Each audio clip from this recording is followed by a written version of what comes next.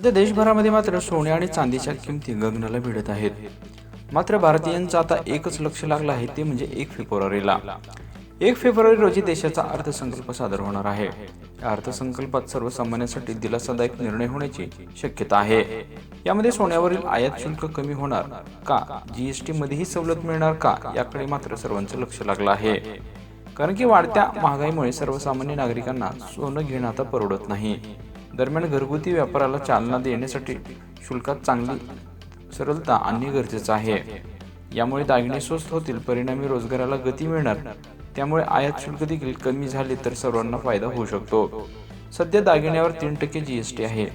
हा दर 1.25 ते 1.5% करण्याची मागणी केली जात आहे.